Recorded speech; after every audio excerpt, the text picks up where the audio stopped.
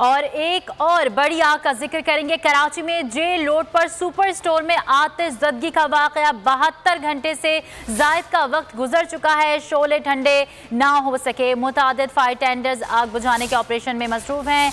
Navy और rangers की टीमें भी रेस्क्यू ऑपरेशन में शामिल हैं, जबकि फायर फाइटर्स को आग पर काबू पाने में मुश्किलात का सामना है। रिहायशी खुले आसमान तले जिंदगी गुजारने पर मजबूर हैं।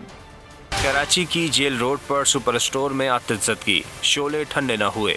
आग 72 घंटे से ज़ायद वक्त गुजर जाने के बावजूद काबू में न आ सकी। दर्जनों वाटर टैंकर्स और मुतादिद फायर टेंडर्स ताहाल आग बुझाने की कोशिशों में मसरूफ हैं। नेवी और रेंजर्स की टीमें भी रेस्क्यू ऑपरेशन में शामिल हैं। कूलिंग में मुश्किलात का सामना है। फायर ऑफिसर का कहना है कि दीवारों में सुराख करके रास्ता बना रहे हैं। कंट्रोल में तो ये है हमारे आग, लेकिन अब कूलिंग का अमल चालू कर रहे हैं हम। बेसमेंट की आग मुकम्मल तौर पर बुझ चुकी है और ग्राउंड पर आग है नहीं है। मेज़ 9 पे जो चल रही है आग, पर इसमें रह गई है क्योंकि हमें दीवारें तोड़ी है, अंदर जाने का रास्ता नहीं था। इंतजामिया ने इमारत को मखदूश करार दे दिया है। रिहायशी खुले आसमान तले जिंदगी गुजारने पर मजबूर हैं। SPCA की दरख्वास्त पर डिपार्टमेंटल स्टोर के मालकान के खिलाफ फिरोजाबाद थाने में मुकदमा दर्ज कर लिया गया।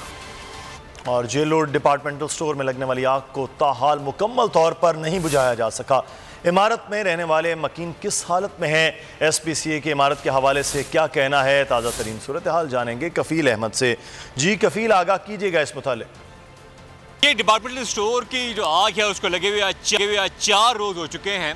मेरा कैमरा थोड़ा जूम करके दिखाएं। इस वक्त जो सूरत हाल है, फायर टेंडर यहाँ अभी भी 8 से 9 मौजूद हैं, जो कि आग को जो इस वक्त धुआं है जो बताया जाता है कि जो बेसमेंट है उस एरिया में आग क्लियर है। तहम जो ऊपर मेज़नाइन का हिस्सा है वहाँ पर अभी भी देख सकते हैं आप 1-1, 2-2 और उसके अलावा जो दीगर रेस्क्यू इदारे हैं वो यहाँ मौजूद हैं। सिंध गवर्नमेंट की तरफ से जो है वो तिब्बी इमदादी कैंप भी जो है वो यहाँ लगाया गया है। SPCA की जो टीम आई थी उसने फ़िलहाल इस बिल्डिंग के हवाले से जब इसकी हीट ख़त्म हो जाएगी उसके बाद जो है वो फैसला किया जाएगा कि आया कि किस कंडीशन में ये इमारत इस वक्त मौजूद है। अब चूँकि जो इसमें इतनी ज़्यादा तादाद में फैमिली जो रहती थी और अब देख रहे हैं कि उनके घरों का फ़ैसला क्या होगा। यहाँ पर अभी भी ताहाल जो है वो चारों से जारी है, लेकिन इस वक्त जो यहाँ इंतज़ामिया है जो हमने बात करने की कोशिश की असिस्टेंट कमिश्नर से भी, उन्होंने भी बात करने से जो है वो इनकार कर दिया।